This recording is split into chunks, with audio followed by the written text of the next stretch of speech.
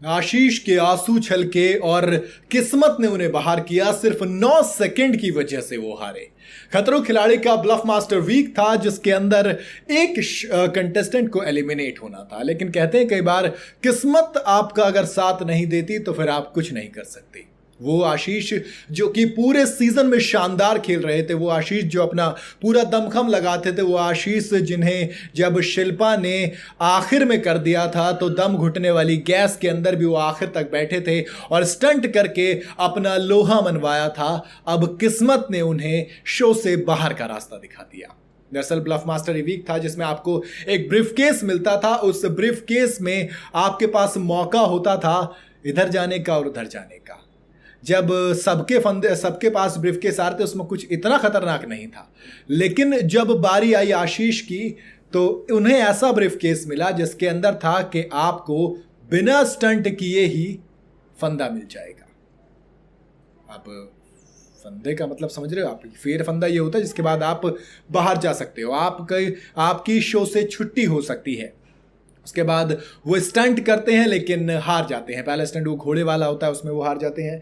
इसके बाद जब एलिमिनेशन स्टंट की बारी आती है तो शालीन भनोट होते हैं, कृष्णा वहां से निकल जाती है घोड़े वाला स्टंट जीत कर। तो शालीन भनोट, शमोना चक्रवर्ती और आशीष आखिरी स्टंट में आते हैं। आखिरी स्टंट में 2 केज बने हुए होते हैं। पहले केज के अंदर सांप होते हैं और इग्वानास होते हैं। इग्वाना वो जो बड़े वाले छिपकली, मतलब पता नहीं छिपकली टाइप का होता है कुछ, वो गिरगिट टाइप का बड़ा वाला, वो मिक्स कुछ होता है। तो उसके गले पर चाबी बंधी हुई थी और सांपों के ऊपर चाबी बंधी हुई थी।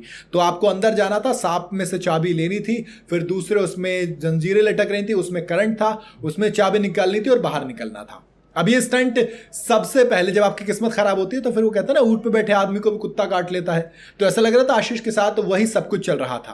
पहले तो बिना स्टंट की फियर फंदा मिल गया। उसके बाद जब पहुंचे एलिमिनेशन स्टंट में तो सबसे पहले रोहित शेट्टी ने उन्हें भेज दिया। अब सबसे पहले में क्या होता है, सबसे पहले में आपके पास कोई एग्जैक्ट टारगेट होता नहीं है, तो वो करने जाते हैं। अब सांपों से उन्हें वैसे डर लगता था, लेकिन बावजूद इसके वो 6 मिनट और 4 सेकंड में अपना स्टंट पूरा करते हैं।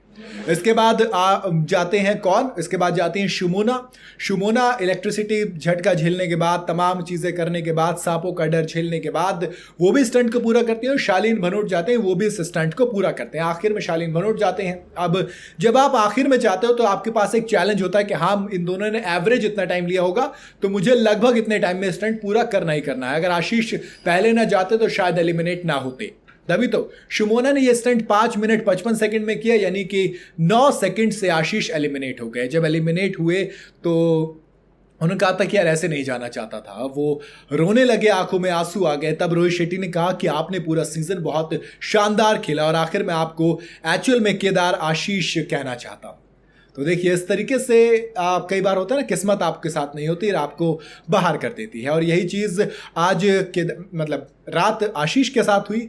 फिलहाल मैं ऑनेस्टली कहूँ तो मेरे हिसाब से इस शो में आशीष अभी बनते थे और आगे तक जाने। आप भले से मेरे हिसाब से शिल्पा शिंदे और शालीन भनोट, ये 2 इस शो के अंदर डिजर्व नहीं करते, क्योंकि ब्लफ वाले वीक के अंदर सोचिए बेईमानी किसने की थी, शालीन भनोट ने, और बाहर कौन गया, आशीष। मेरे हिसाब से वो चीज़, चलो ठीक है, किस्मत अपने साथ कई बार अलग अलग चीज़ें लेकर आती है। आपके हिसाब से क्या आशीष का बाहर जाना सही है? क्या उनकी वापस वाइल्ड कार्ड एंट्री कराई जा सकती है? आप अपनी राय कमेंट में जरूर बताइएगा। वीडियो अगर आपको पसंद आई हो तो इसे लाइक और शेयर जरूर करें। जाते जाते चैनल को फॉलो और सब्सक्राइब जरूर करते जाइएगा।